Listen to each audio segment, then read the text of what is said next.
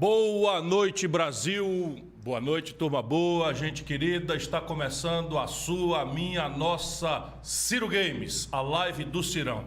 Olha, e hoje eu tenho logo que adiantar, nós vamos receber uma figura, para mim, absolutamente extraordinária. O professor, sociólogo, pesquisador, Gessé Souza. Ele lançou um livro que está, para mim, na categoria do genial, mas vocês vão ver por si mesmo. É um livro que vai causar grande polêmica, eu preciso ler e reler, ele não joga um parágrafo fora, e tem aquilo que eu reclamo na média dos intelectuais brasileiros, que é um olhar universal. Ele frequenta, conhece com profundidade todos os elementos, os valores da ciência, da cultura universais, mas ele olha as coisas com um olhar autônomo de brasileiro. Isso é o que tem sido, talvez, para mim, o mais grave defeito e a consequência política mais trágica para nós, na medida porque as pessoas não percebem, mas é o universo intelectual que acaba aperfeiçoando o debate, os valores, o conjunto de valores, para ficar na expressão mais importante, que acaba balizando, guiando, orientando o debate político, por mais que a gente não perceba. Estou falando de Gessé Souza, e o livro que ele lançou tem simplesmente um título extremamente provocador: Como o racismo criou o Brasil. Isso mesmo, como o racismo criou o Brasil. Eu peço a vocês que acompanhem, vai ser muito interessante, e faça aí aquilo que a gente pede, nós que estamos aí nos aprofundando nesse universo da internet. Entre aí nas nossas redes, dê o like, o like é aquele positivozinho, todo mundo sabe. Estão pedindo para eu pedir para você botar aí, dar o like, porque a gente gosta. Deixa o seu comentário, sua crítica, suas sugestões, enfim. Boa noite, Gisele Bezerra. Boa noite, Ciro Gomes. Olha, com certeza, o like é importante. Eu sempre quis pedir, faz o like, dá o like, né? Eu gosto de brincar com dar o like. Então, é importante dizer que até agora a gente tem recebido muita mensagem elogiando a entrevista, a última Ciro Games com o Armínio Fraga, que foi um papo maravilhoso, né? É isso que eu tenho procurado dizer às pessoas. Nós precisamos desesperadamente debater o Brasil. Eu explico para vocês, não é nenhum tipo de prazer, de exibicionismo, absolutamente não.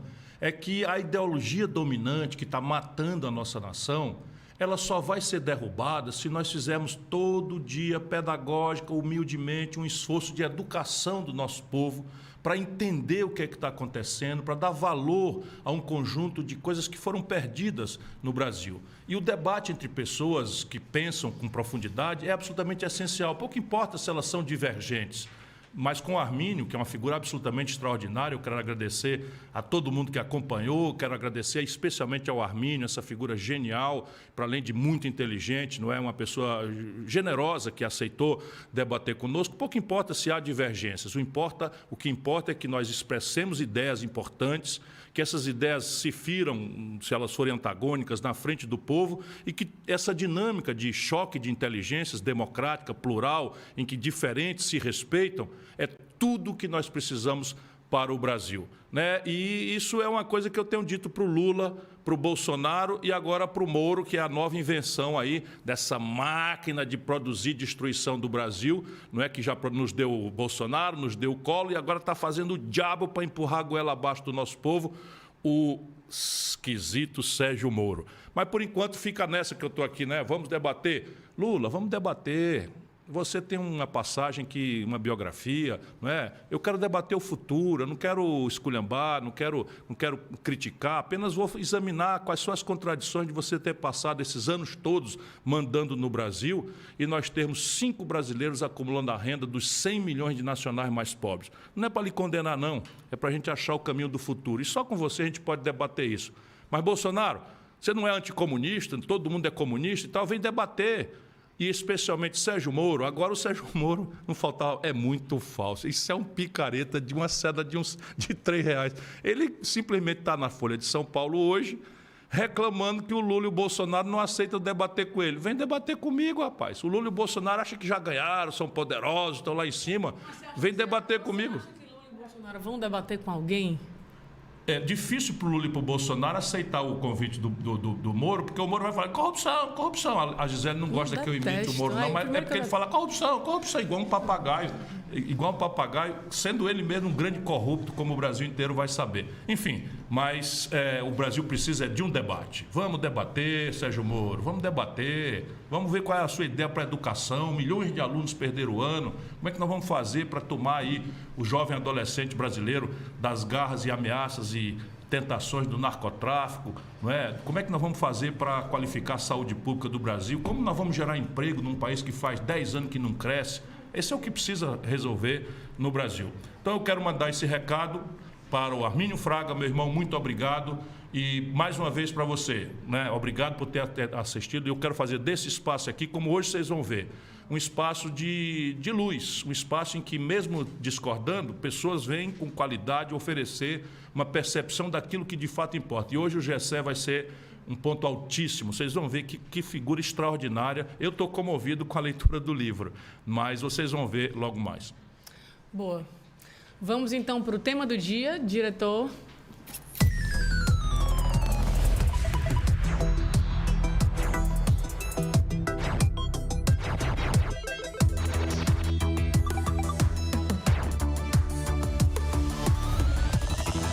Bom, como o racismo, lembre-se, brasileiro, a escravidão entre nós brasileiros não foi um pecadilho. A escravidão no Brasil durou 380 anos.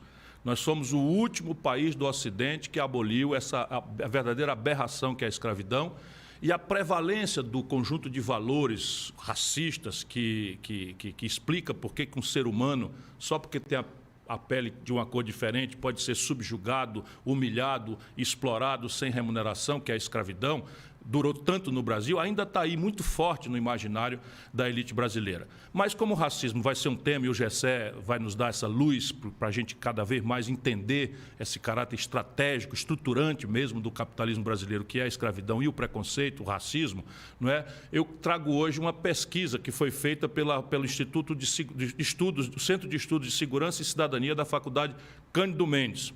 Eles acabaram essa pesquisa e descobriram, isso é uma média no Brasil muito grave, mas que a Bahia, isso me chamou muita atenção, é hoje o estado mais letal do Nordeste, ou seja, é onde a polícia mais mata e o estado recordista de chacina, com 74 chacinas só nos últimos 2 anos.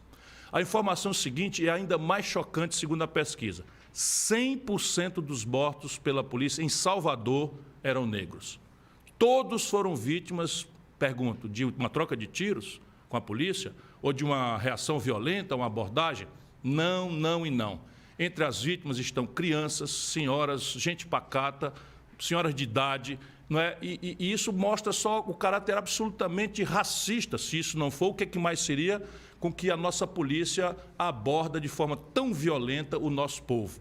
Né? Claro que isso não é uma coisa da Bahia, mas o que chama a atenção é que são 100%, 100% mesmo, você acabou de ouvir, de cada 100 pessoas mortas em Salvador, 100 eram negras. Né? Isso se repete no Ceará, se repete no Rio de Janeiro, se repete no Brasil inteiro com proporções ainda absurdamente graves, porque qualquer proporção já seria gravíssima. Mas isso indica com muita clareza que aquilo, por exemplo, que aconteceu na cidade de Santo Antônio de Jesus, ali no Recôncavo Baiano, que a nossa é a mais letal de todas as polícias do mundo, especialmente para as populações negras. Esse massacre contra a população negra não está restrito só a Salvador e a Bahia. É uma política do Estado brasileiro. Isso nós precisamos amadurecer. Eu e a Gisele estivemos em Salvador, procurando mesmo entender, conversar, tomar intimidade com todas as entidades e movimentos negros. Com o ILEAE, nós visitamos, a Sociedade dos Desvalidos, a Banda de Dá, um beijo para todo mundo que nos receberam com tanto carinho.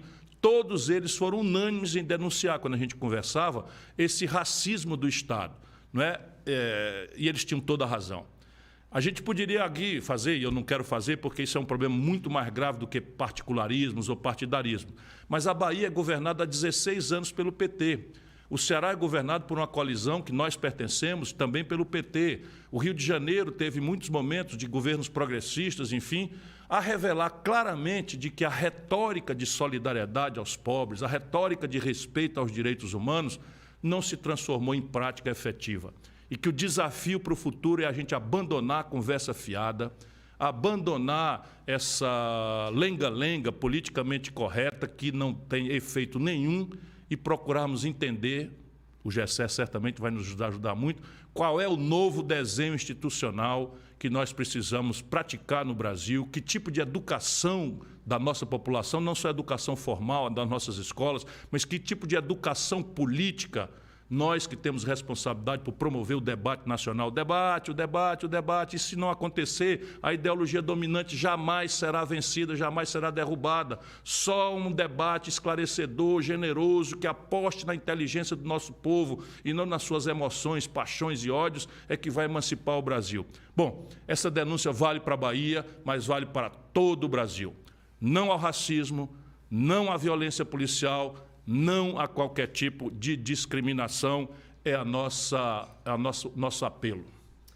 Você tocou num tema fundamental e a gente vai discutir isso com o professor e escritor Gessé de Souza. Mas antes, vamos chamar aqui nossa amiga... Sabia que o Gessé é aqui em Potiguar, nordestino como a nós? Sabia. Que vizinho. Enfim, antes a gente vai chamar a nossa amiga Tabata Ganga, que vai falar de os assuntos do momento, a invasão do site do Ministério da Saúde por hackers.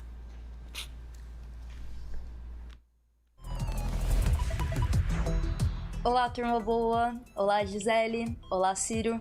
Tabata Ganga aqui. E hoje nós vamos falar sobre um assunto que tomou todas as manchetes esse final de semana, que foi a invasão hacker no sistema do SUS. Então, vem comigo.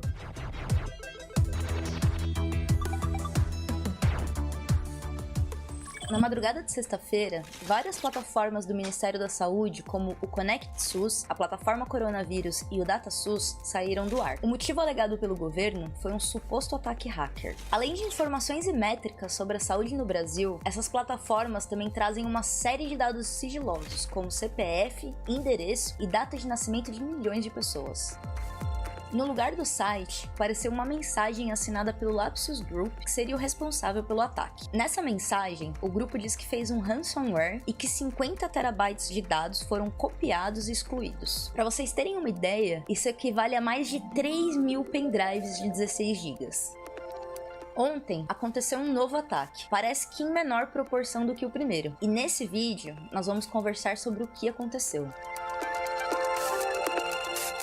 Antes de tudo, vamos entender o que é um ransomware. Esse tipo de ataque sequestra os dados e criptografa de uma forma que apenas os sequestradores conseguem acessar eles. Porém, a Polícia Federal já afirmou que na verdade não foi isso que aconteceu. O grupo conseguiu acesso à conta do Ministério da Saúde no serviço de nuvem da Amazon, AWS, e conseguiu alterar o endereço de DNS do site, que nós já conversamos antes naquele vídeo sobre a invasão do Facebook. O DNS é o endereço completo onde os dados do site estão armazenados. O www que nós conhecemos é apenas um apelido. E de repente, ele passou a apontar para uma página maliciosa ao invés de apontar para a página de serviços do SUS. Um tipo de ataque que é considerado inclusive amador. Houve uma grande falha de segurança no sistema do Ministério que poderia ter sido facilmente evitada, mostrando não só o descaso, mas também o atraso tecnológico das nossas instituições. Com esse ataque, ninguém conseguiu acessar os comprovantes da vacina. Então, o governo adiou as exigências de quarentena e de comprovante de vacinação para quem entra no Brasil por vias aéreas, algo que já vinha sendo criticado pelo Bolsonaro. O ministro Barroso, do STF, foi quem teve que intervir e colocar as coisas no lugar. Apesar do Ministério da Saúde garantir que nenhum dado foi comprometido, esse ataque poderia ter sido evitado utilizando um simples protocolo de segurança chamado DNSSEC, sigla em inglês para extensões de segurança de sistemas de nomes de domínio. Além disso, é um absurdo que os dados do SUS estejam armazenados todos em um único lugar e ainda mais utilizando o sistema de nuvens de uma empresa privada. Além do uso do DNSSEC, é preciso investir na infraestrutura digital do Estado, abrir concursos para técnicos especializados e tirar intermediários do sistema. O ideal seria que o SUS utilizasse uma rede descentralizada com a tecnologia de blockchain, formada pelas secretarias estaduais e municipais de saúde. Esse sistema funciona igual às Horcruxes do Harry Potter, que distribui as informações criptografadas por todos os elementos que a compõem. Para ter acesso a essa informação, é necessário juntar todas as peças e conhecer o segredo de todas elas. Assim, todos os elementos estariam mais seguros e interligados, oferecendo maior agilidade, economia e desburocratização no sistema de saúde. Mas pedir planejamento e organização desse governo é um pouco demais, né? Muito obrigada, e para mais conteúdo, sigam também as minhas redes sociais, @tabataganga. Muito legal, Tabata, minha querida, obrigado mais uma vez. E a Tabata, como sempre, agora menos divertido, porque ela nos ajuda a aprofundar nesse mundo dos games, na economia dos games, ela agora traz uma coisa que é muito prática. Todo brasileiro que precisava viajar nesses dias não pôde acessar a estrutura do Ministério da Saúde para tirar o certificado da vacina. Vocês vejam quanto prejuízo se causou, quantos compromissos foram desfeitos. E isso é simplesmente sintomático que aconteça num tempo em que o próprio Bolsonaro, ainda ontem, fez a apologia da negação da vacina, da negação da máscara, enfim. E a Tabata levanta uma discussão muito importante sobre a segurança dos nossos dados e, mais fundamental ainda, não é mais possível que nós estamos aí passando para a terceira década do século XXI, nós tenhamos um governo analógico, como é o governo brasileiro. Nós precisamos digitalizar o governo, fazer um choque de digitalização, de informática, para que o povo seja beneficiado com um governo moderno, ágil, que as filas, os caminhos de acessar os direitos não sejam tão complexos e burocráticos. Bom... Para quem se interessou pelo assunto, você pode entrar e deixando o famoso joinha, né? Porque o like é o nosso joinha, né? É o joinha. É o nosso joinha. Boa, like é melhor joinha do que like. Joinha. Enfim, deixa o joinha e agora vamos chamar o convidado? Vamos chamar o convidado, é para já. Jessé Souza. Ele é, como eu disse a vocês, ele é escritor, sociólogo, professor e pesquisador. Nasceu no Rio Grande do Norte, eu tenho muito orgulho de dizer isso, embora seja um homem do mundo.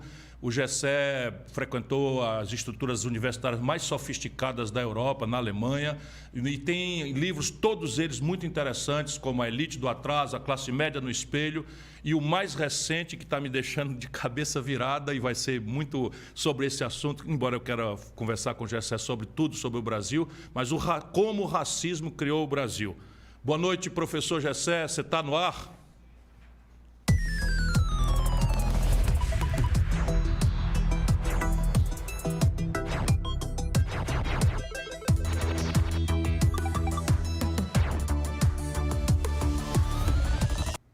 Boa noite, Jessé, professor, sociólogo, conterrâneo.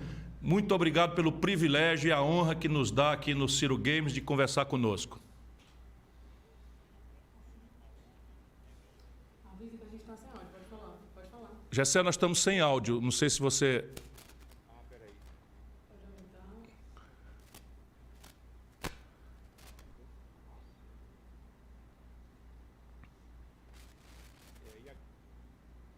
Tá ouvindo mais baixinho.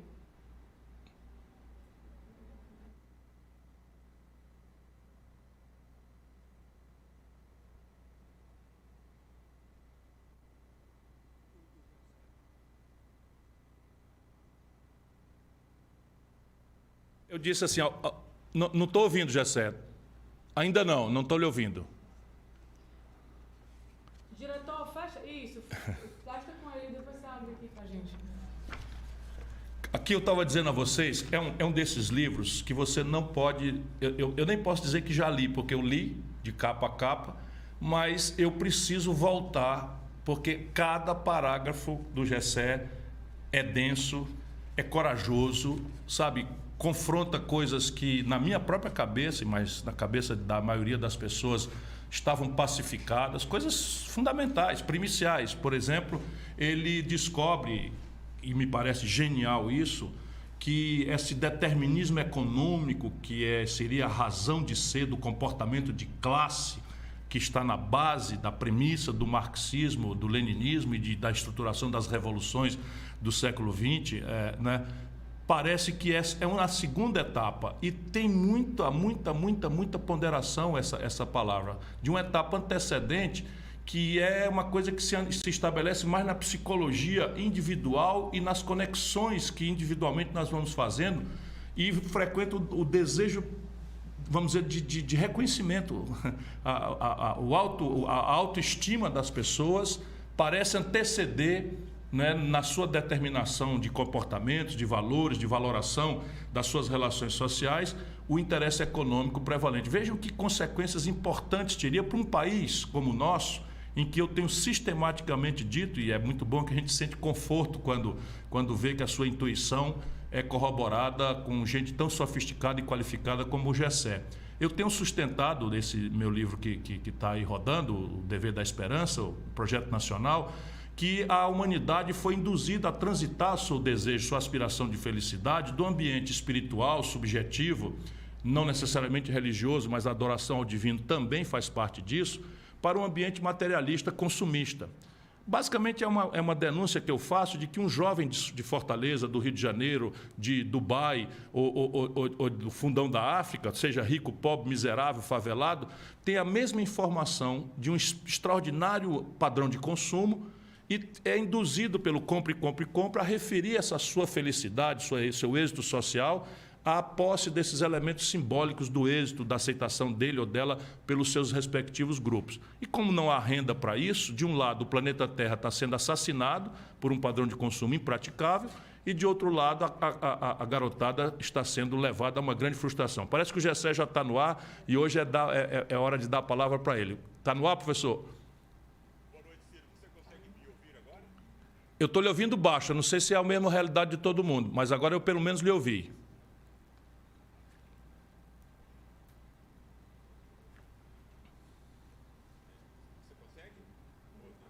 Muito baixo mesmo, Gessé.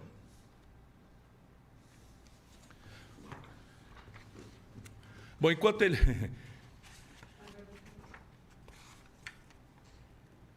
que você marcou? Eu vi que você estava marcando alguma coisa aí. Não, tem muita coisa que eu marquei. O que é isso? Lê aqui para mim. Espera aí.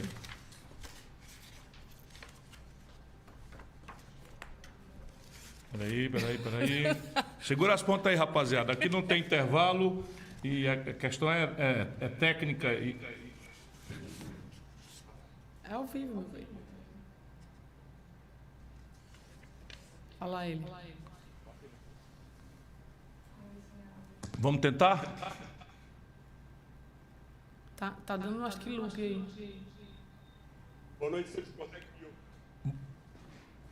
Eu comecei lhe ouvindo e depois caiu de novo, Gessé. Mas pode fazer com calma, que aqui nós não estamos na Globo, aqui as pessoas saberão esperar pelo privilégio que será ouvi-lo. Ei, gente, vocês não sabem, a Globo dá muita coisa errada, tá maluco? Eu aí.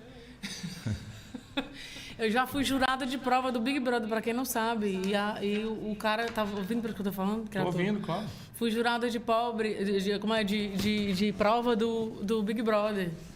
E roubaram na prova do Big Brother ao vivo. O que você faz na hora dessa? Sim, isso mesmo. Segura as pontas. Eu estou querendo ver se eu acho aqui alguns trechos que eu marquei.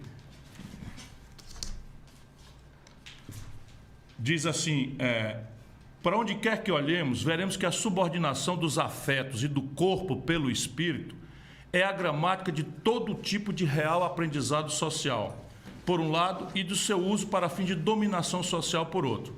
Com base na oposição corpo-espírito, passa a existir essa estrutura dupla no Ocidente que possibilita todo aprendizado real, mas também toda construção de preconceitos e racismos.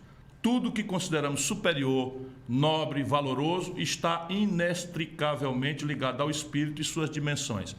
E ele localiza nessa dimensão, né, espiritual a base de onde você acaba construindo as raízes mesmas do preconceito e do racismo multidimensional que ele vai nos explicar. Tudo muito original, tudo bastante interessante e muito pertinente para quem, como eu, observa a vida brasileira de perto, como prático, sem ser um intelectual, né, com a sofisticação do Gessé.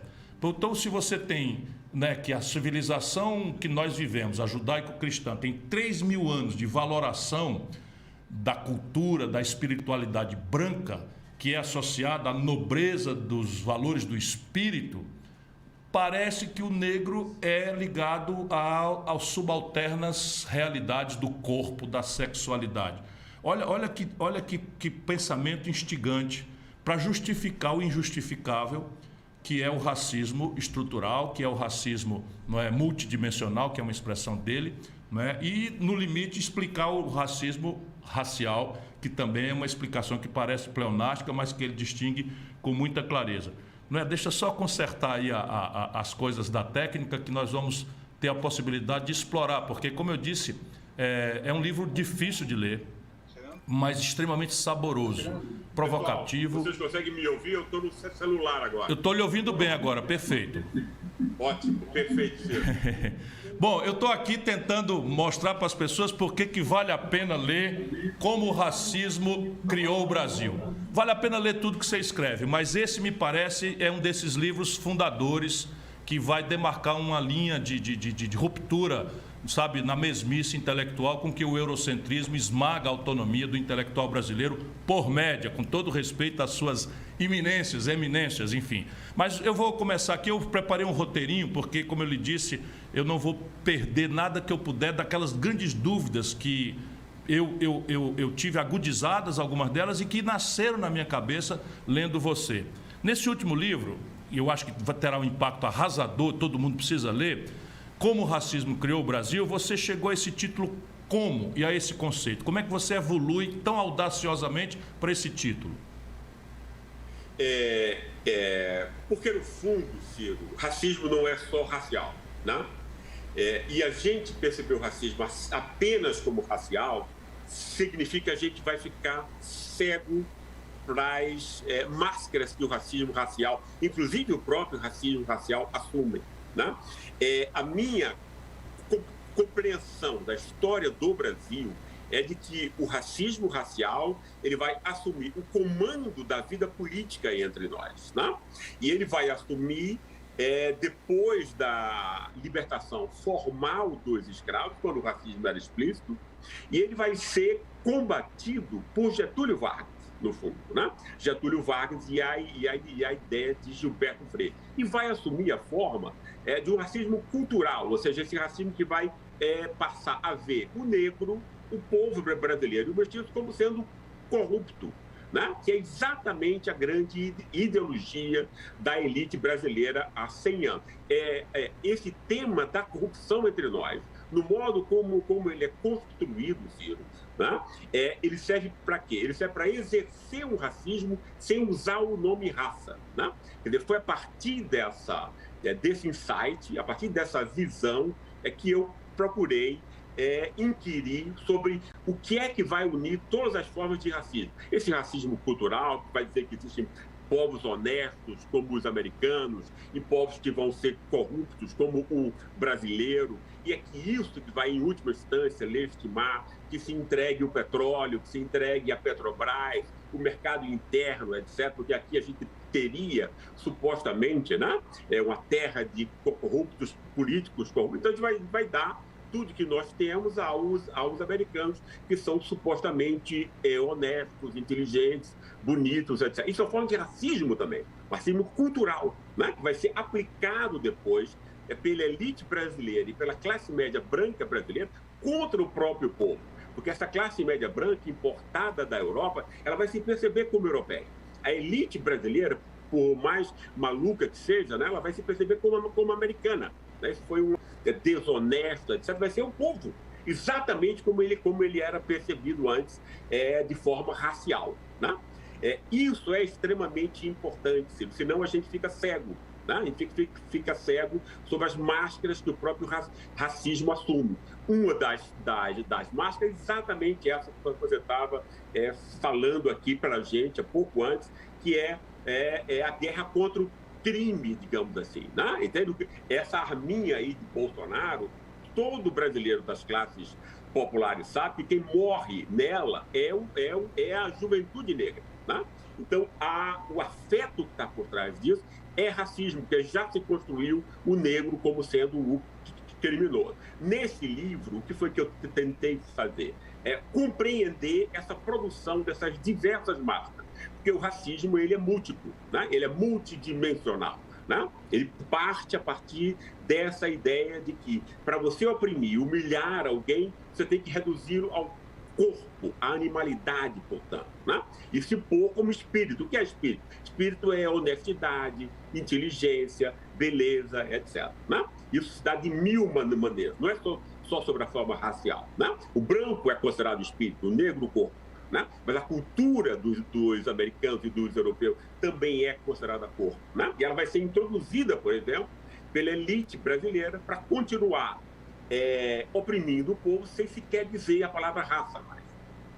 Bom, eu avisei a vocês que cada parágrafo do livro do Gessé bota a gente para pensar, e a primeira resposta já abriu aqui uma série de coisas, mas eu tenho um compromisso, Gessé, com a turma boa, de mesmo que eu seja chato para você, e me perdoe por isso, repetir, porque alguns pontos merecem uma profundidade maior pela originalidade com que você olha as coisas.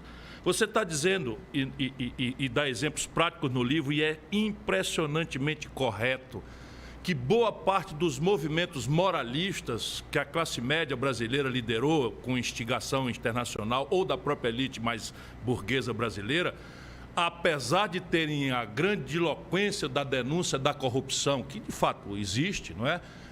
É de base racial, é de base racista, é de base nesse racismo multidimensional, que é a expressão felicíssima que você usa. Eu queria que você aprofundasse isso. Depois eu vou para essa outra coisa que me chamou mais atenção do que tudo, porque acredito que você vai causar uma polêmica profunda nas premissas axiológicas do próprio marxismo como teoria revolucionária. Caramba, isso é tudo que o mundo está precisando a essa altura do campeonato. E sabe, então, por favor, como é que a luta anticorrupção no Brasil, você comete vamos dizer, a generosidade intelectual de excepcionalizar a nossa luta pelo impeachment do Collor, mas depois você volta desde a confrontação do Getúlio, né, Mar de Lama, a Marcha com Deus pela Família e a Liberdade, a denúncia da corrupção que embasou, que deu base moral à burguesia brasileira para fazer o golpe de 64, até o golpe que derrubou a Dilma, uma pessoa honrada, embora a minha opinião sobre o governo dela seja trágica, preciso reconhecer, todo brasileiro tem que saber historicamente que é uma pessoa honrada que não praticou nenhum crime de responsabilidade. Como é isso? O racismo como base axiológica, como valoração primicial da luta contra a corrupção e do combate ao crime. Ou seja, essa tese ela merece um livro sozinha, só ela. Quer dizer, se nós pensarmos, Ciro, nos últimos 100 anos de história brasileira, ok? Quer dizer, vamos pegar 1888, né? Quer dizer, você tem aí a libertação formal dos escravos. No fundo, eles vão ser jogados, vão ser marginalizados, né? Vão ser abandonados, perseguidos, etc. Eles vão ser fabricados como novos escravos, que é isso que eles vão ser nesses próximos 100 anos, ou seja, vai se fabricar a mulher negra como a empregada doméstica dessa classe média branca, né? Vai se fabricar o homem negro como o novo escravo de ganho, esse cara que fica aí na bicicleta para entregar a pizza quentinha na casa do bacana, etc. Você vai produzir uma classe, vai ficar lá embaixo, né? Reduzida a trabalho muscular e corporal, que mostra a continuidade da escravidão. E você vai pegar brancos, 5 milhões, vem entre 1888 e 1930, né? Para embranquecer o Brasil. O Brasil, nessa época, o racismo científico era cotidiano. Todos os intelectuais brasileiros, 100%, sem exceção, eram racistas, até 1930, até Gilberto Freire, né? O que é que Gilberto Freire faz? Aí você tem a confluência de Gilberto Freire e de Getúlio Vargas, né? Gilberto Freire vai... quer dizer, e o que é que os intelectuais brasileiros diziam até 1930? Diziam aquilo que o Conde Gobineau vai ser amigo pessoal de Dom Pedro II, vai influenciar uma geração de intelectuais brasileiros, Silvio Romero, Euclides da Cunha, Nina Rodrigues, todos, né, dessa época, né? Dizendo o quê? Que o Brasil não tem futuro porque é uma raça lixo, uma raça mestiça, não tem nem virtude do branco, nem as virtudes ambíguas do negro, né? Ou seja, a lata de lixo da história. Era isso que se acreditava que era o povo brasileiro, né? Quando Gilberto Freire vai montar o tema do bom mestiço, né? Ele vai dizer, olha, esse povo é mestiço e tal, ele não vai criticar essa relação entre corpo espírito que está por trás de todas as elaborações científicas. A ciência até hoje é racista por conta disso, porque nunca problematiza esses pressupostos, né? Vamos deixar isso de lado, ele não compra essa briga, não percebe, né? Mas ele vai tentar desesperadamente, dentro desse paradigma racista, né, positivar essa área aí do corpo. Porque o corpo tem a ver com os afetos, com sexo, agressividade, etc. O Brasil, o tema da brasilidade, como a celebração do corpo e do sexo, nasce com Gilberto Freire, não existia antes dele. Então, carnaval, né? A hospitalidade, etc. Então, ele vai tentar, sem criticar esse racismo, né, que é científico, né, mas ele vai dizer, olha, o brasileiro tem positividade, ambiguamente positivo, né, porque não tem as virtudes do espírito americana e europeia, supostamente, né, mas é um povo que tem uma cultura própria, singular, etc. Isso que criou o quê? Pela primeira vez, né, a possibilidade da criação de uma identidade nacional brasileira, que não existia antes dele, né? Porque ela tem que ser, ao menos parcialmente positiva, senão ninguém vai incorporá-la, obviamente, né? Isso vai se casar, os dois eram inimigos pessoais, Ciro, não tem nenhuma importância, né? Entende? Vai se casar com a necessidade que Getúlio Vargas tinha, esse sim, né? Um grande estadista, né? Quer dizer, de montar uma nação industrial, moderna e inclusiva, porque Getúlio não vai só montar a infraestrutura econômica, política, criar os partidos, criar o Estado em grande medida, né? Ele vai também o quê? Montar a única revolução cultural que nós tivemos até hoje, né? Que é exatamente usando esse tema dos intelectuais da Semana de 22 em São Paulo e de Gilberto Freire. O Brasil pensado a partir de si próprio, que não criminaliza, que não estigmatiza e criminaliza o próprio povo. Esse é o ponto principal, né? Com essa intervenção de Getúlio Vargas, o racismo brasileiro, obviamente, não acaba, mas ele é interditado no espaço público, né? Não se fala mais como se falava antes, né? Isso vai implicar o quê? A elite não quer Getúlio. Ela não quer Getúlio como ela não quis Lula, como ela não quis Jango, como ela não vai querer ninguém que vá pegar 20%, 30% do orçamento e vá usar para inclusão de negros e pobres. Por quê? Porque a elite quer roubar o orçamento inteiro. É isso que a elite brasileira faz. Ela rouba o orçamento inteiro e tem uma imprensa para mentir, né?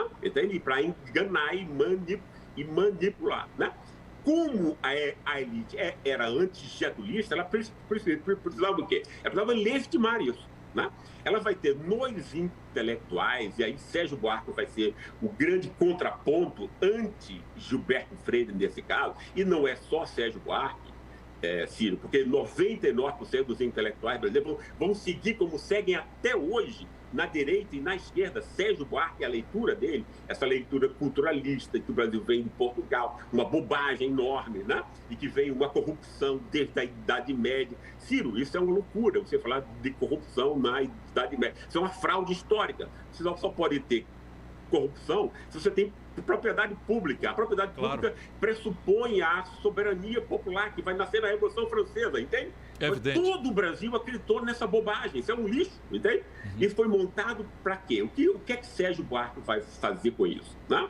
Ele vai essa herança da corrupção vai atingir o povo apenas, não mais a classe média branca, porque ela é europeia, né? Então ela se percebe como europeia e a elite se percebe como americana, né? Porque em São Paulo inventou-se essa ideia de que o bandeirante é como o protestante ascético e tal, uma bobagem enorme, mas acreditou-se nisso. Então o que Sérgio Buarque faz se o povo é corrupto, né? Ele é inconfiável. Ciro, se você diz, quer dizer, os temas do espírito, como Kant nos ensinou, a inteligência, a moralidade e a capacidade estética. Se você diz que alguém não é muito inteligente, é uma coisa desagradável, mas isso não é o fim do mundo. Se você diz que alguém não é tão bonito, idem. Agora, se você diz que alguém é inconfiável e corrupto, você mata essa pessoa, né?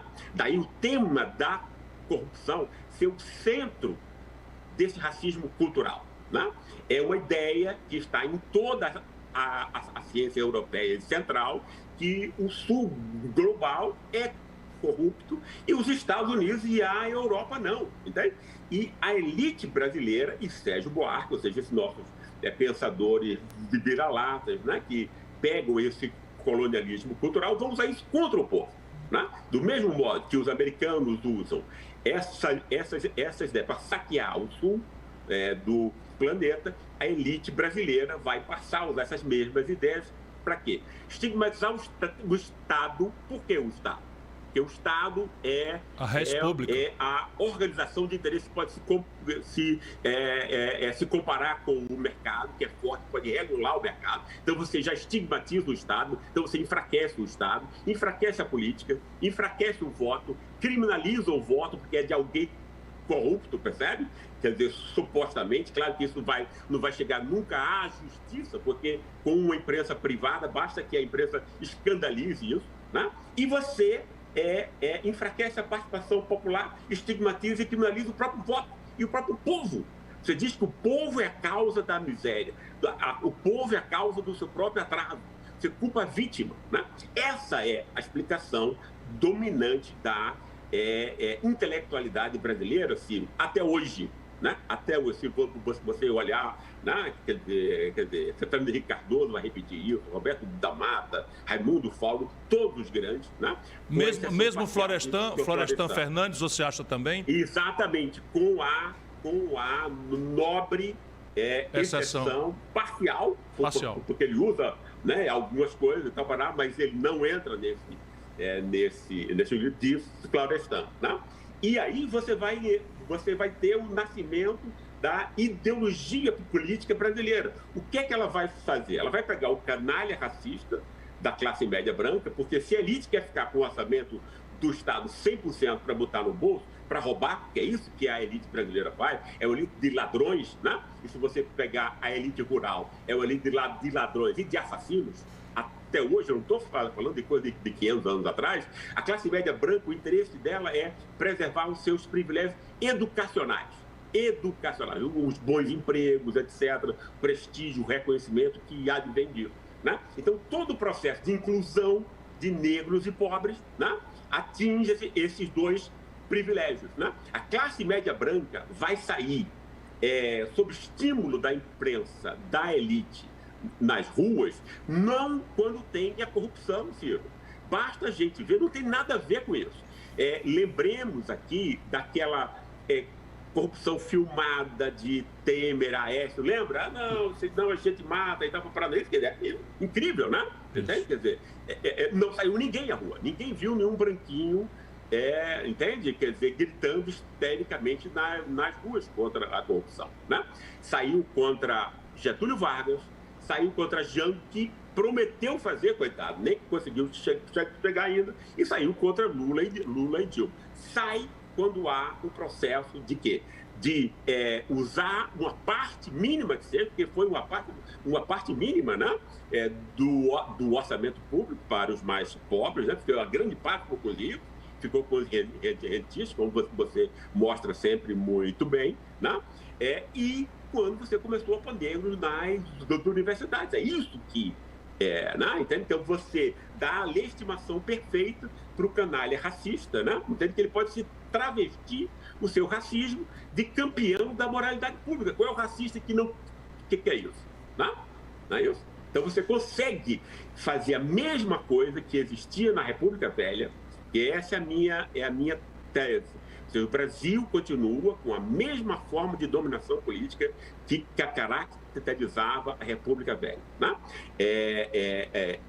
A estigmatização do voto, a estigmatização da participação popular, né? E do veto a qualquer forma de inclusão popular verdadeira entre nós. Isso é a perpetuação da República Velha. Eu percebo, de novo, quer dizer, aqui há duas linhas para a gente aprofundar. Eu sou um militante, eu não sou um observador neutro da cena brasileira e quero muito multiplicar sua voz por tudo de seminal que ela tem, sabe? De romper a passividade com que o nosso povo encara obviedades tão cruéis, tão trágicas.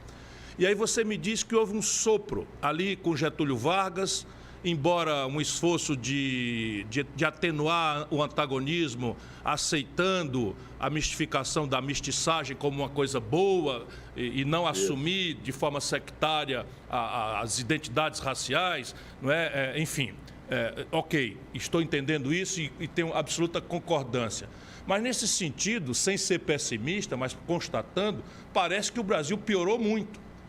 Porque o pensamento progressista brasileiro, de fortíssima influência eurocêntrica, mesmo especialmente os marxistas-leninistas, adotaram recentemente aquilo que você, no seu livro, chama de um neoliberalismo acanhado, que é essa agenda identitária ou lugar de fala em que você desconsidera toda esta complexidade que, no limite, é muito simples, trata-se de uma guerra cultural pela apropriação dos excedentes do país, pela negação do espaço público. Isso é a obviedade contundente que, como rei nu, ninguém quer ver, não é? Mas, nesse sentido, nós estamos perdidos, Gessé? Você toca num ponto que eu acho fundamental, Ciro, porque eu acho que a gente tem que ter a coragem de dizer a verdade, né? E, inclusive, essas verdades que são, né? Quer dizer, hoje em dia você tem esse identitarismo, que no fundo, que é isso? Essa questão desse lugar de fala, representatividade, isso é uma mentira, isso não só mentira, mas isso é um veneno, né? Quer dizer, isso tem a ver com o quê? Isso tem a ver com uma aliança entre o rentismo, quer dizer, não à toa. Quer dizer, o que é que os bancos fazem? O que é que a Rede Globo, o Banco Itaú, o Bradesco diz? Olha, eu estou pondo 20, 30 negros trabalhando no lugar onde antes trabalhava o homem branco, não é isso? Quer dizer, homem e branco, né? Quer dizer, no fundo, você está pegando o quê? Os negros que, de alguma maneira, já têm uma condição de classe, que a classe social não pode ser esquecida, né? A classe tem a ver não com renda, a classe tem a ver com os privilégios familiares, né? Tem a ver com os estímulos que você vai ter para leitura, para concentração, etc., né? Que são coisas muito invisíveis, inconscientes, mas são decisivas.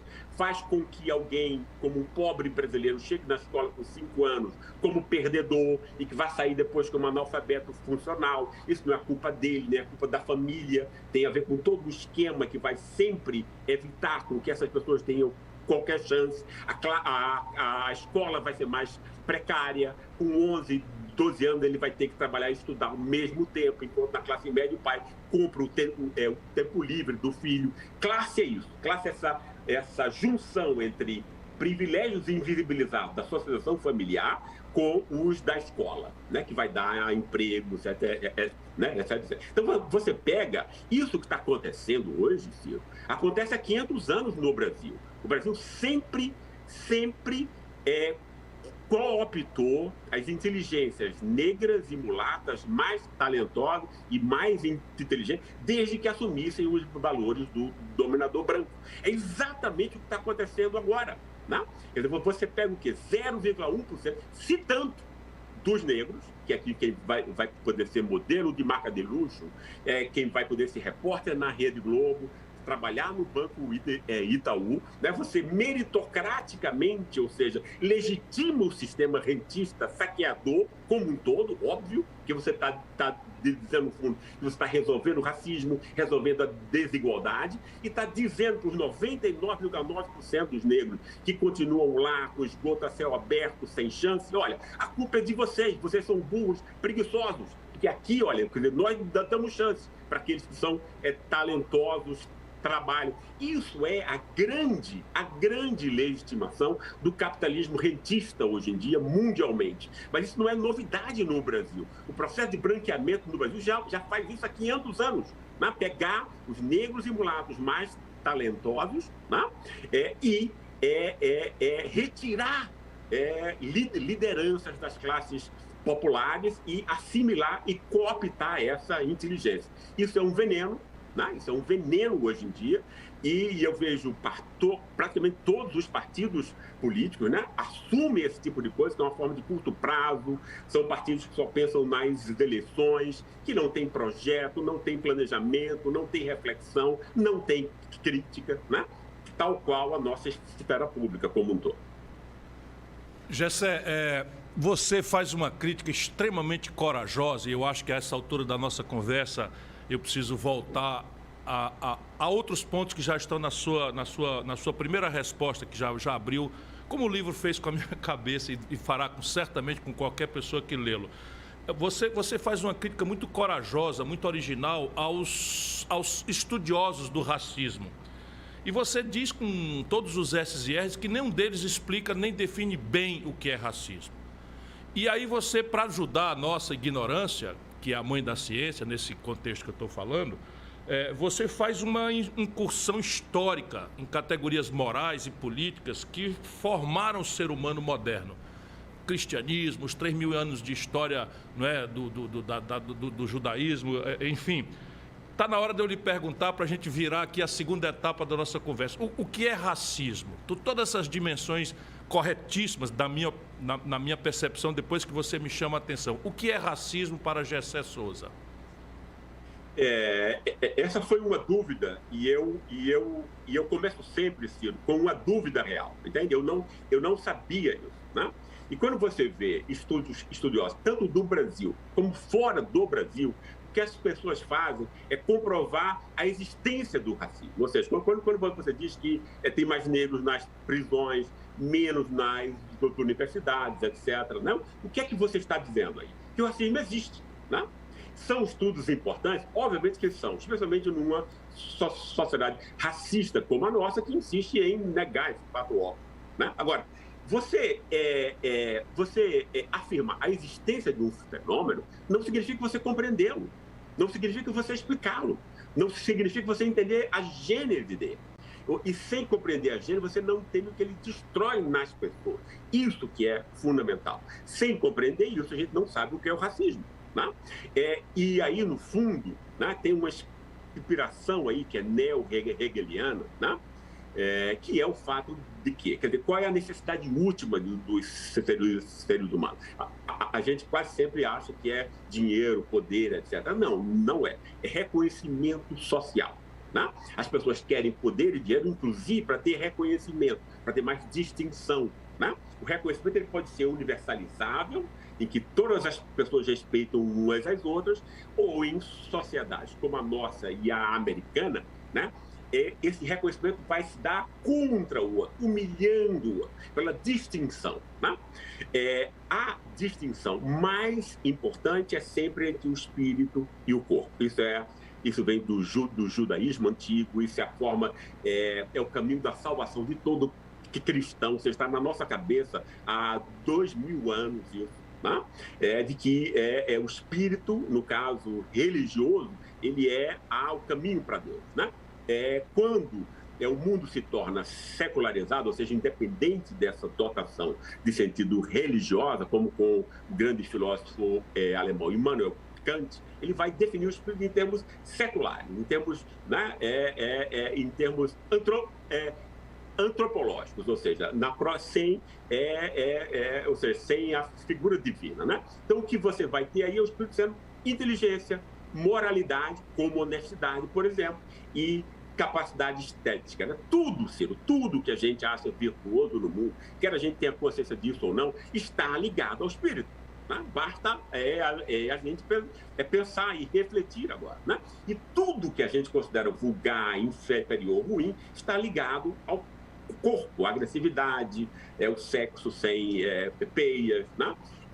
Os afetos, por exemplo, que vai ser usado por Sérgio Buarque e os teóricos brasileiros, essa predominância do afeto para definir o povo brasileiro como corrupto, né? Então, se você quer humilhar alguém, você transforma, você retira a humanidade. Retirar a humanidade é retirar o espírito. Quando você retira o espírito, sobra o corpo, sobra o animal, né? É o que acontece na dominação de gênero contra as mulheres. As mulheres são percebidas como corpo, os homens como espírito. As classes que comandam são as classes do espírito, que têm conhecimento, vão à universidade, que humilham, exploram as classes trabalhadoras do trabalho braçal, do corpo, etc. Né? A raça, o branco é ligado ao espírito e o negro ao corpo.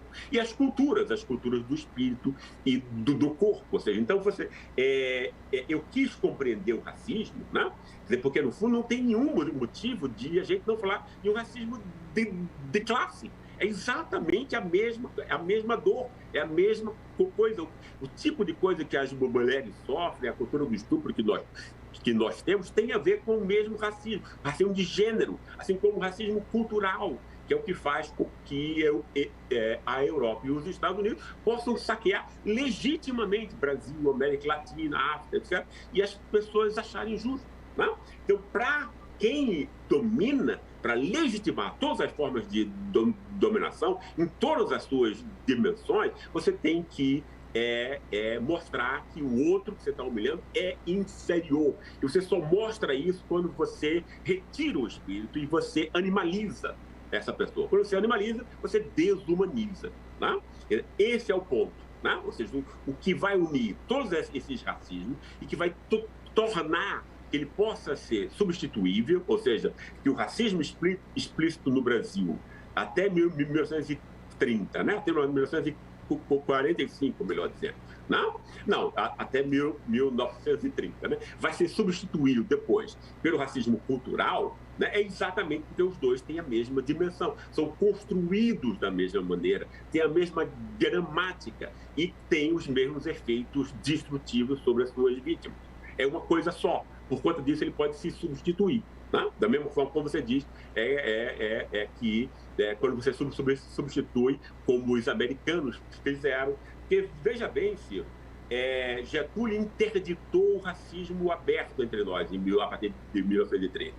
Com os americanos aconteceu em 1960 ainda, com o movimento dos direitos civis. Logo depois, o Partido Republicano, com Nixon, vai montar a estratégia sulista, como ele diz, ou seja, para manter o racismo na guerra contra as drogas, guerra contra o crime. Você já tinha montado o negro como criminoso, no caso. Né? Então, você passa a fomentar o racismo sem usar a palavra raça.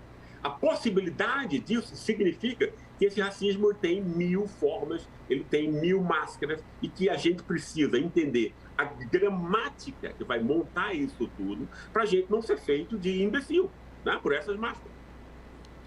Gessé, ainda nessa mesma linha, você diz, e acredito que com uma fortíssima e fina ironia, que virou moda no Brasil se falar de racismo estrutural. Eu quase senti vergonha, não é? Porque, de fato, eu sou um dos que repete isso e aí você me dá um tapa na cara da forma mais fecunda e criativa possível, me ajudou muito. Acho que você está percebendo a genuína perplexidade, admirada com que eu estou assim, fazendo essa discussão com você.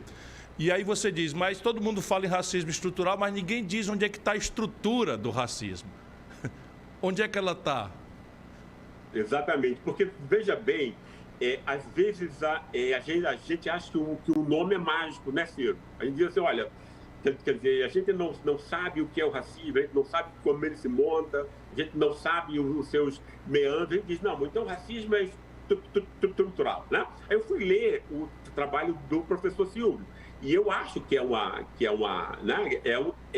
um trabalho distinto do tipo de crítica que eu faço à filósofa Djamila Ribeiro, né? Com o negócio de lugar de fala, representatividade e tal, para isso é uma bobagem, né?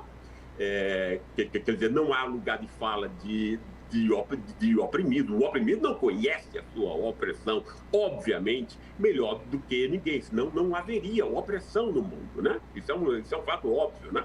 E quem sente uma coisa, o fato de você sentir, não significa que você compreenda. A compreensão, existe um distanciamento em relação aos afetos, né? Então não tem a ver isso e tal, né?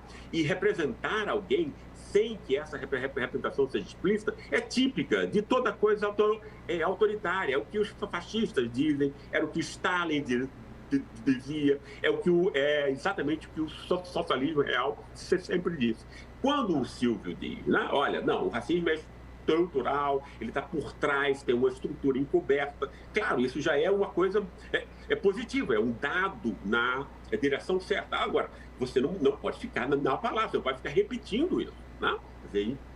Inclusive outras pessoas disseram, né? Quer dizer, o professor negro da Universidade da Bahia, que eu cito no livro, né? Olha, esse negócio está ficando uma desculpa. Você diz que é racismo estrutural, você não explica como, nem porquê, nem de quem é a responsabilidade, e é como se aquilo fosse uma explicação. Não é. Né? Você precisa reconstruir essa estrutura efetivamente. E a estrutura não é uma coisa que tem a ver com prédio, cimento, madeira, ferro, metal. A estrutura nos seres humanos ela é sempre, antes de tudo, simbólica. E aí, por conta disso, eu quis pegar as nossas origens, né? Da cultura ocidental, especialmente a partir da religiosidade judaica, passando pelo cristianismo, até porque, Ciro, eu não acho que o Brasil seja um país verde amarelo, que começa lá no medievo, em Portugal, com uma tradição de ladroagem, etc. O Brasil é da herança do Ocidente. Então, é a partir da herança ocidental que a gente tem que entender as nossas doenças, as nossas patologias. Isso torna tudo muito mais difícil e complexo, mas é exatamente o trabalho, o esforço que a gente tem que fazer, né? Então, a reconstrução desse aparato simbólico, antes de tudo, né? Como é que o racismo funciona? Como é que ele vai vestindo máscaras para esconder e mantendo essa estrutura que, no fundo, é o âmago do Brasil. O que é o Brasil no final das contas? O Brasil repete o que a Índia é, né? Monta uma casta de pessoas, de indesejáveis, uma espécie de classe-raça, geni, em que todo mundo pode cuspir, humilhar, matar, sem temer consequências, né? E que não só a elite e a classe média vai poder legitimar, né, moralisticamente o seu poder, como se fosse superior, etc., mas todos os estamentos intermediários, o branco pobre, né, o nosso lixo branco, que é quem vota em Bolsonaro, no Sul e em São Paulo, né? O evangélico, que tem uma parte positiva, mas ele vai ter que montar o quê? Vai ter que se montar como homem de bem para se contrapor ao pobre delinquente, supostamente desonesto, para que ele possa se sentir superior a alguém, né? Então, no Brasil, você criou uma casta de pessoas condenadas à barbárie, condenadas à barbárie. 40% sem nenhuma chance, se alguém for ajudar, tem um golpe de Estado. A gente repete aqui o sistema hindu, né, que se mantém por 2000 anos, exatamente porque sempre deu a possibilidade, né, de uma distinção positiva contra, né, uma classe de condenados que vai fazer vai ter os piores empregos, mais indignos, perigosos, etc. Né, etc. Isso tem a ver com o racismo, porque essa classe ela é majoritariamente negra, né? Ou seja, o racismo é que mantém essa estrutura de todas as alianças de classes, segmentos, etc., até hoje, sempre com máscaras, com outros nomes, mas ao fim e ao cabo é isso que nós temos no nosso país. Você que tem uma presença importante na academia alemã, provavelmente apoiando-se no filósofo, no sociólogo alemão Agassi Honneth, você disse que a luta pelo reconhecimento social e a preservação da autoestima são os valores fundamentais de todo indivíduo. Eu fico pensando na juventude da periferia, não é? Que é o que está me preocupando mais modernamente, bombardeada por uma lógica de consumismo que ela não pode acessar. Como é que ela verga muito precocemente a sua espinha moral, não é? Para ver como você tem razão. Você diz isso, que o reconhecimento social e a preservação da autoestima tem sido negado aos pobres e especialmente aos negros no Brasil. É fato? Como é que você vê isso? E mais do que isso, é possível politicamente reverter isso? Porque você disse hoje à noite outra grave questão para nós políticos brasileiros. ponto de fala, ora, como o oprimido não sabe que é oprimido, provavelmente até replica a ideia que o oprime. Exatamente. É porque, no fundo, Ciro, quem faz política normalmente é de classe média.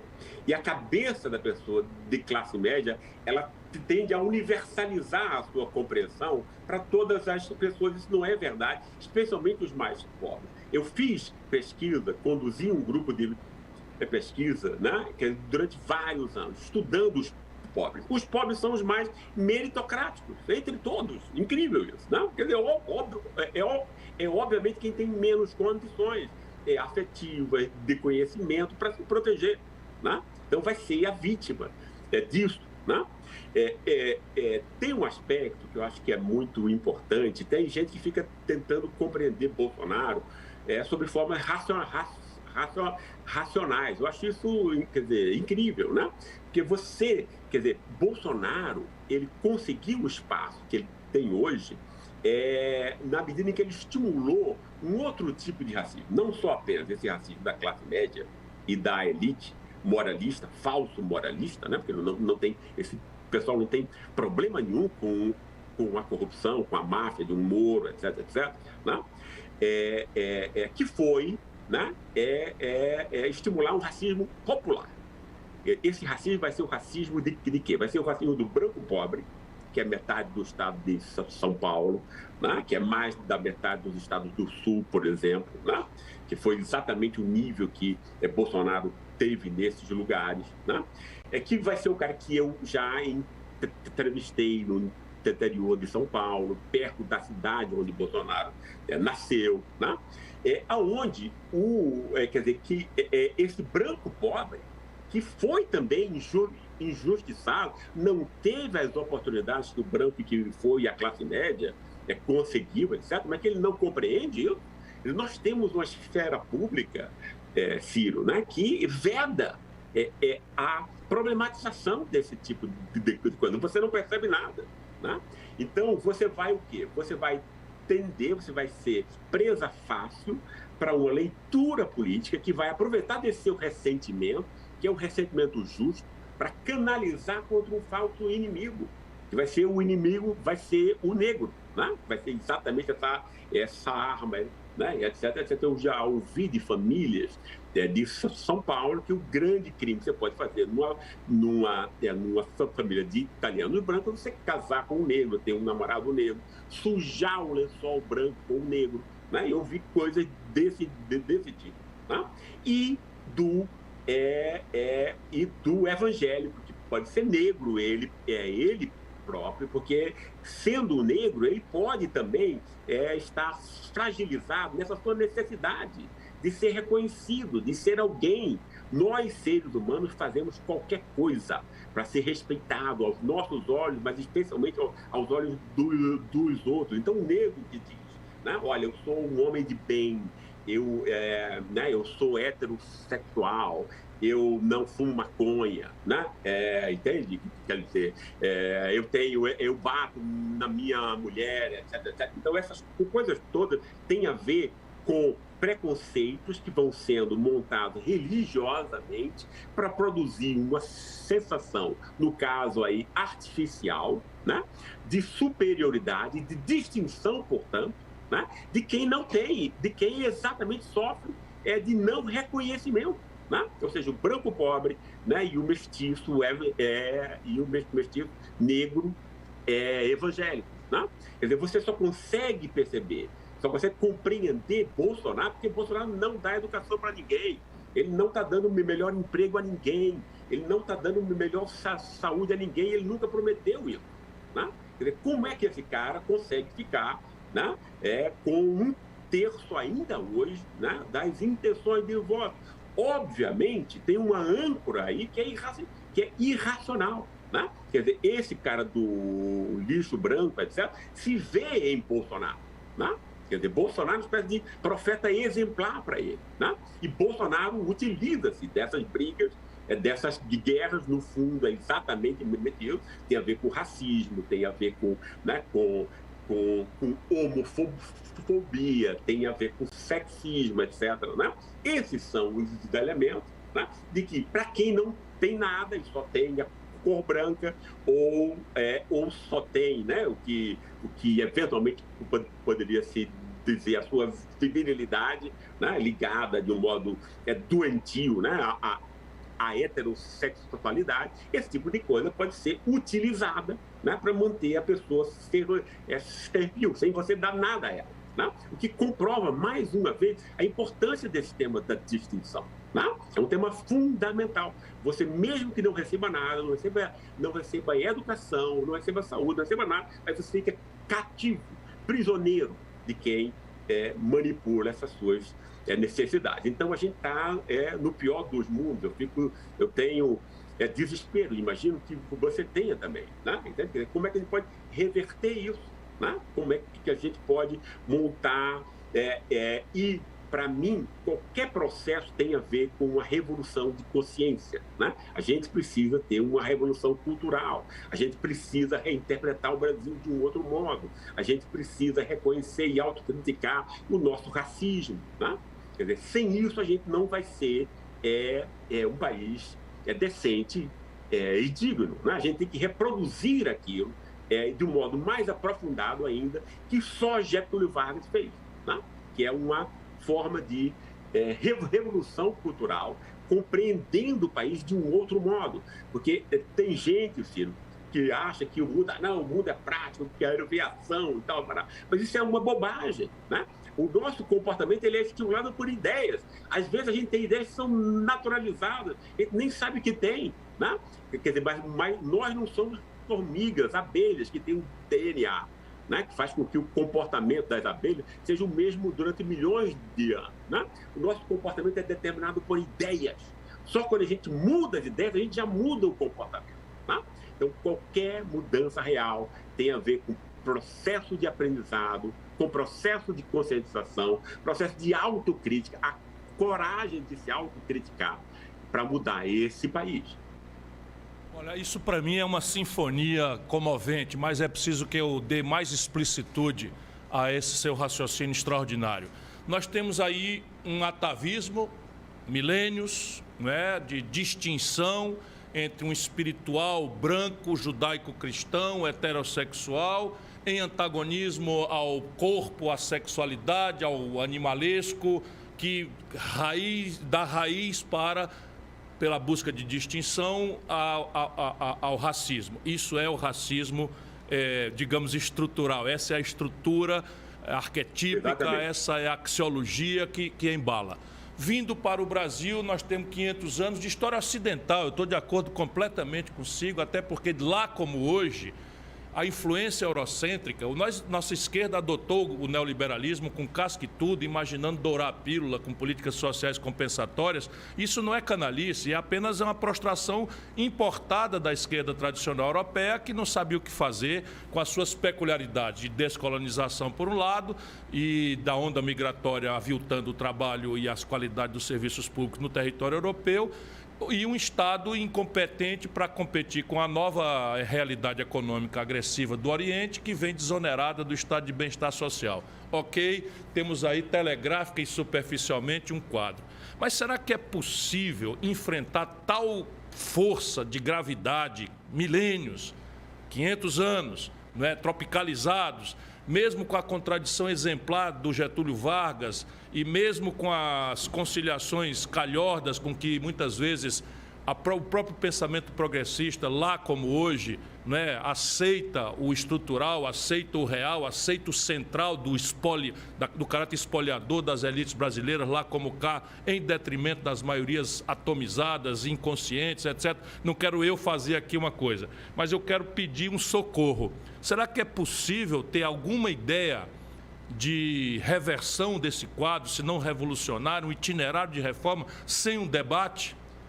E sem um vanguardismo progressista que se arrisque a propor essas questões, como você está audaciosamente fazendo, imagino que deve estar enfrentando gravíssimas agressividades, aí não só dos medíocres, né? Mediocratas, e eu inventar essa palavra, que odeiam, né, quem sai dessa coisa, e você fala na contenção das pulsões, né? Uma das contenções de pulsão é a minha ira, contra essas coisas todas, mas fundamentalmente a deserção do pensamento progressista organizado brasileiro, seja na academia e especialmente no mundo político. Será que é possível, Gessé, a gente imaginar alguma coisa diferente para o nosso povo sem esse debate? Você fala sobre isso também no livro. Exato. Não, quer dizer, isso é ponto de desespero completo, não é, Ciro? Porque eu também não vejo nas forças políticas sequer a compreensão, né, do que a gente está discutindo aqui normalmente. Você tem algumas pessoas muito inteligentes, etc., mas você não tem, né, organizações, você não tem uma ação grupal, uma ação, né, que envolva muitas pessoas. Eu não acho que haja até sequer a compreensão da importância dessa mudança, né? É uma política que pensa em termos eleitorais, muito a curto prazo, né? A gente não tem uma elite alternativa, né, etc. Tem uma coisa, né, que eu fiz aí, que você conhece também, né, quer dizer, com o meu amigo Eduardo Moreira, né? Nós montamos um instituto que diz, olha, vamos levar conhecimento crítico de excelência, as melhores cabeças do mundo, as melhores cabeças que nós temos, né, a um baixíssimo preço ou sem o preço, com bolsas, etc., né? Quer dizer, que a gente possa atingir quem mais precisa disso, entende? Quer dizer, com uma ação até demonstrativa disso, né? Entende? Quer dizer, como é que essas pessoas vão poder compreender o mundo, ter uma outra ação, etc., né? Eu não sei também, Ciro, eu fico, né? Quer dizer, obviamente eu espero que haja regulação da mídia. A gente tem uma mídia canalha, uma mídia corrupta, completamente venal, né? Quer dizer, a gente tem um espaço público completamente dominado, né? Enfim, e eu não vejo muita saída disso, né? Eu não tenho aqui, quer dizer, boas coisas para contar para você em relação a isso. Isso é uma forma como eu vejo, né? Quer dizer, eu já tenho 61 anos, não? A gente quer, né? A gente quer de algum modo intervir, deixar, né, uma ideia, né, alguma, quer dizer, mas eu não consigo imaginar como a gente vai sair dessa dentro de um contexto, né, completamente amarrado, entende? Onde a gente tem algumas pessoas que são muito inteligentes, etc., né, etc., mas que a gente não tem uma estrutura social maior, né, onde isso possa desaguar em um movimento importante, que possa ser, né, que possa levar pessoas, estimular, etc., né? Então, não sei, isso. O que mais me preocupa eu não vejo a discussão dessa questão, né, de conscientização popular sendo percebida como uma questão mais importante de todas que nós temos que resolver, né? É como se já se soubesse o que fazer, é como se o mundo já estivesse montado, construído, etc., etc. Entende? Então, eu acho, quer dizer, quanto a isso, você está tocando num ponto que digamos assim, um ponto de desespero meu, né? Eu não sei o que fazer, né? Nem consigo ver, né, na realidade, né, movimentos que incorporem isso, né?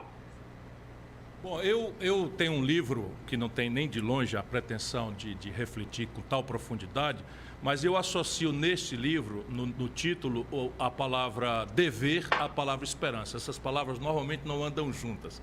É que a minha lucidez percebe, né, de forma absolutamente realista, o tamanho e a gravidade do risco e a passividade com que aquelas vertentes que deveriam estar contestando as estruturas viciadas, podres e envelhecidas e arcaicas do Brasil e se acomodaram a elas e legitimaram-nas de alguma forma, mas a esperança vem de algumas observações da história. Deixa eu só ser breve para não ficar, e eu queria a sua resposta apenas da importância do debate como método para alcançar essa disruptura.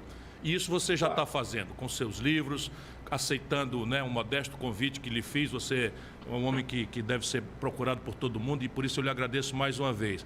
Mas o Brasil do Getúlio, ali em 1930, era um país muito pior do que o nosso, com todas essas questões, mas havia uma massa de pobres, miseráveis, sertanejos, que sequer tinham a expectativa, não é, de qualquer tipo, saídos da escravidão, com a onda migratória claramente para branquear a sociedade brasileira e substituir a mão de obra escrava. E ainda assim o Brasil, sem uma burguesia nacional, com mínimo, sem intelectuais mais audaciosos, como você, de forma provocativa e correta, como é o papel do verdadeiro intelectual para ajudar o seu país. Portanto, eu tenho o dever da esperança. Mas você, como grande teórico, você aprofunda nesse livro de como o racismo criou o Brasil, teses que você já vem esboçando nos seus trabalhos anteriores. Na Elite do Atraso, você faz uma crítica contundente à tal Operação Lava Jato e ao impedimento da presidenta Dilma. Diz, com todos os S's e R's, e isso é o que eu gosto no seu estilo, diferente da média dos intelectuais brasileiros, porque eu tenho respeito, mas faço uma provocação, não é que eles precisam ser mais acessíveis ao nosso povo. Você diz que são ações da elite escravocrata contra governos populares. Você podia expor um pouco melhor esse raciocínio para a gente ir caminhando para a conclusão, que eu não quero lhe tomar muito mais do seu tempo. Tá. Não, eu acho que é um pouco o que nós já havíamos discutido antes aqui, Ciro, que é o fato de que a gente tem os golpes de Estado que aconteceram entre nós jamais foram contra a corrupção, não? A gente teve sempre golpes de Estado para evitar que houvesse processos de inclusão. Esse é o ponto principal, né?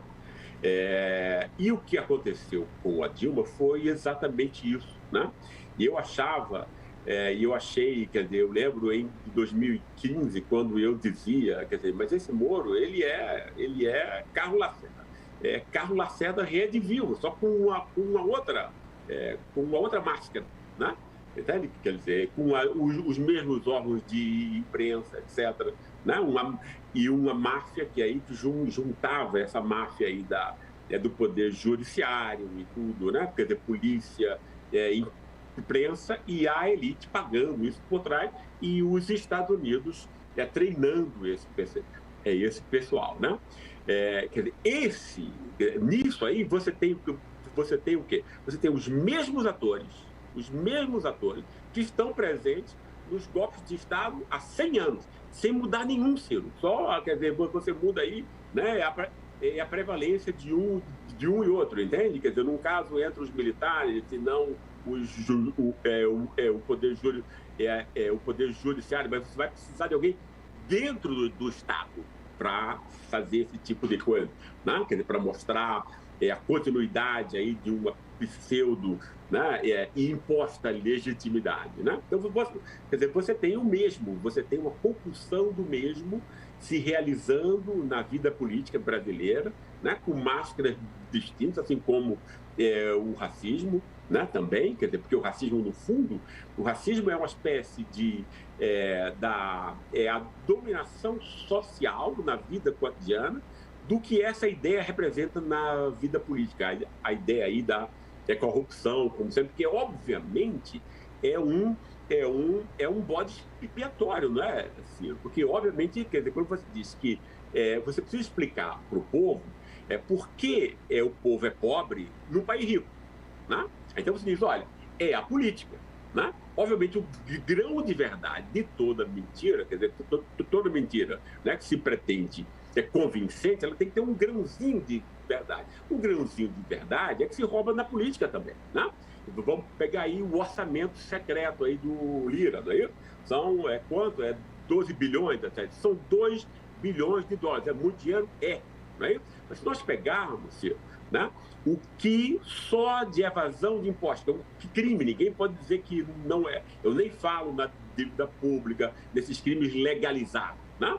Quer dizer, mas só evasão, né, são 600 bilhões todos os anos. Ou seja, 300 vezes mais um dos crimes que a elite faz, né? E dinheiro é quantidade, né? Ou seja, 300 bilhões você acaba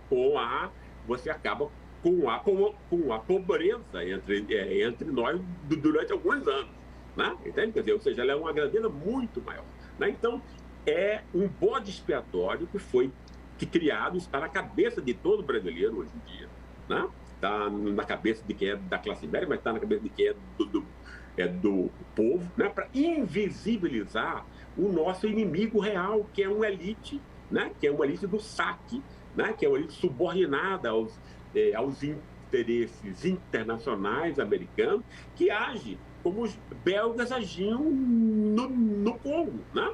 Quer dizer, um povo mestiço, negro, etc., etc., que você vende as riquezas que pertenceriam a outro, e você bota no seu próprio bolso, né? Então, esse aspecto é o que me deixou, né? Quer dizer, a repetição e de que as pessoas não percebiam, né? Quer dizer, mesmo governo de esquerda, etc., etc. A gente tinha gente que inclusive, defendia o Lava Jato, etc., etc., né? Que fez as leis lá, as leis absurdas, né? Que possibilitaram a ação, né? Da Lava Jato. Então, você tem aí um esquema que funciona colonizando a cabeça de muita gente, seja da elite intelectual, seja da elite política. É isso que me fez fazer aquele livro, que é um pouco desabafo, né? Também se me contrapondo a essa ideia do Sérgio Buarque, que o Brasil vem de Portugal, para lá. Não, o Brasil não vem de Portugal, o Brasil vem da escravidão.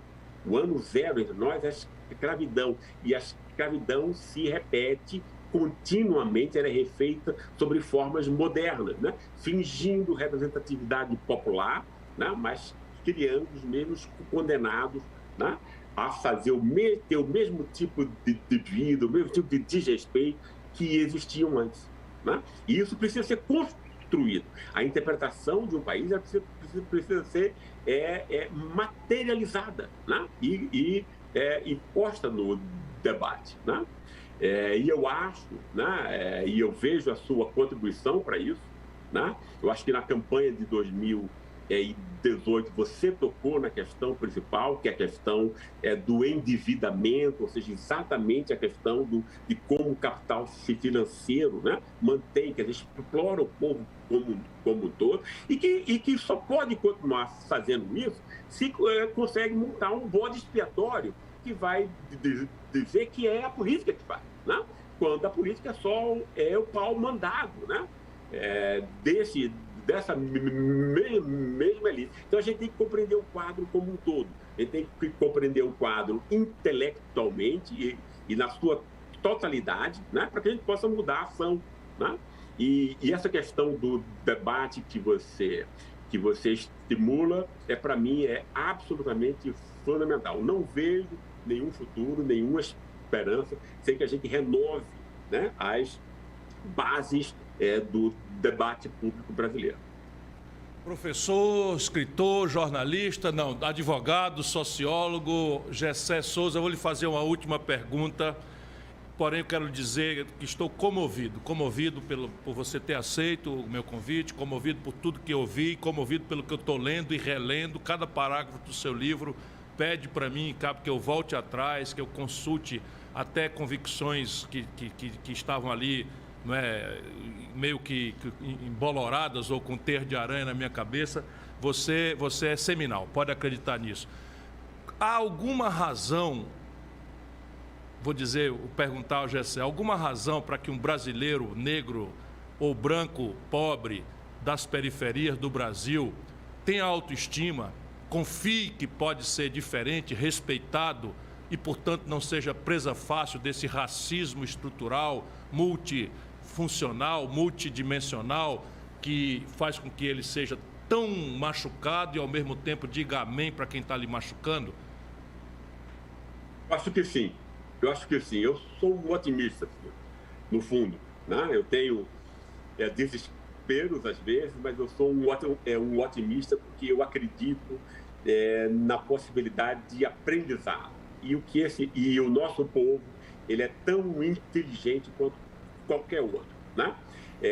Todos os homens e todas as mulheres nascem inteligentes, né?